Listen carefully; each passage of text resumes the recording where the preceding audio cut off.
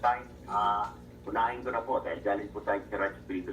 Ako po humihingi ng kapatawaran kay Secretary Rolando Bautista or retired General Bautista sa mga pinagsasabi ko ho sa radyo nung nakaraang linggo. Wala pong excuse. Hindi ko pwedeng gamitin na hindi kasi siya nagpa-interview, etc. Wala pong karapatan sinuman ng bastusin ng isang tao, lalo pat ang taong ito ay nagsilbi pala sa pamahalaan at nakipaglaban po sa mga kalaban ng pamahalaan. Ayan ho. Kaya po doon sa mga kamag-anakan, sa mga kaibigan, sa pamilya ni General Bautista, maging kay General Bautista, maging sa kanyang mga kasamahan sa Philippine Military Academy, mga opisyalis ng AFP, PNP, Coast Guard na nakikasama ni General Bautista, retired man o active. Ako yung humihingi ng paumanhin sa ito lahat sa akin po patukulang. Wow. Ang hiling ko lang po sana ay kung maaari, huwag na idamay ang aking pamilya. Sana po. Lalo-lalo na po ang mga kapatid ko, si Mon, si Ben at Rafi. Ako na lang po. Kung gusto ko rin yung saksan, wala akong problema.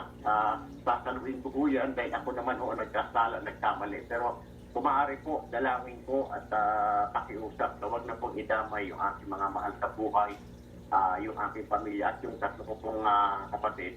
Huwag na pong idamay. Ako na lang ho, sasaluhin ko yan. Sir Erwin, banta ho, kasi araw-araw ho ang banta. Itatanggapin ko. Sanay naman ho tayo sa banta. Pero ako na lang ho, kung gusto ho ninyo makaganti at makiisa,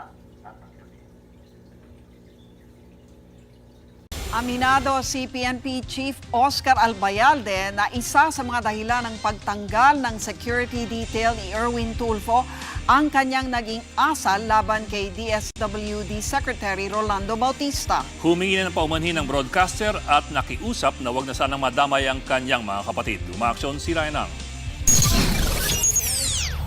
Kasunod ng matatalim na banat ng broadcaster si Erwin Tulfo laban kay Social Welfare Secretary Rolando Bautista, binawi ng Philippine National Police sa kanyang security detail.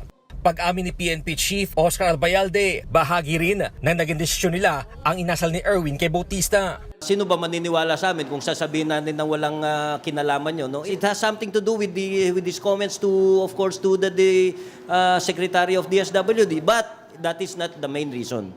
Pero pag-ilinaw ng PNP, Police Security and Protection Group, syempre magkasagawa sila ng periodic review sa lahat ng individual na binibigyan ng proteksyon ng PNP. Kaya hindi lang si Erwin ang tinanggalan ng security detail. Inalis din muna ang mga polis na nakabantay kina Ben at Rafi Tulfo at sa misis ng si Jocelyn na kinatawa ng AXIS partylist habang nagkasagawa ang PNP ng threat assessment.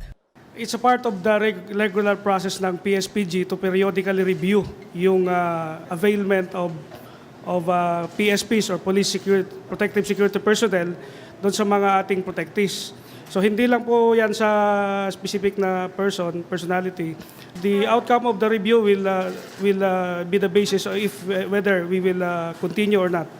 Pero paalala pa rin ni PNP Chief Police General Oscar Bayalde, ang pagbibigay ng security detail ay isang pribilehong maaaring bawiin na anumang oras. Paano kung bibigyan mo ng security ng isang tao at wala naman siyang gagawin kundi magsisigaw dyan, magbully and anybody? Not only members of the PNP or members of the AP or secretary for that matter, no?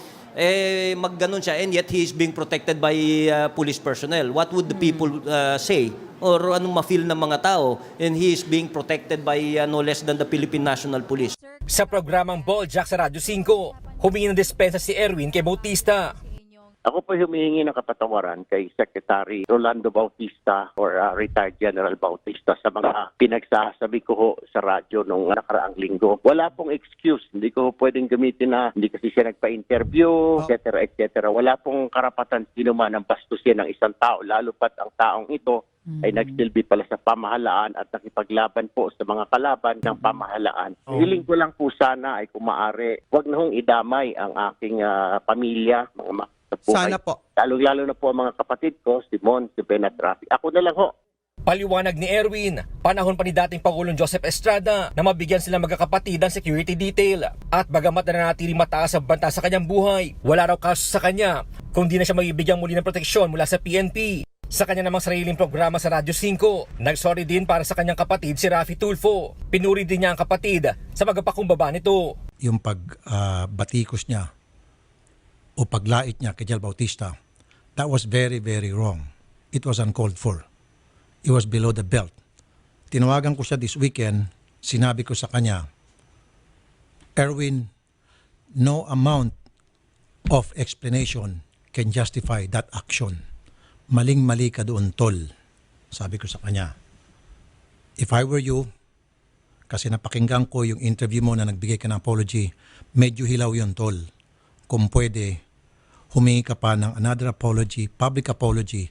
This time magpakita ka ng sincerity para makita talaga nilang lahat na nagpapakumbaba ka.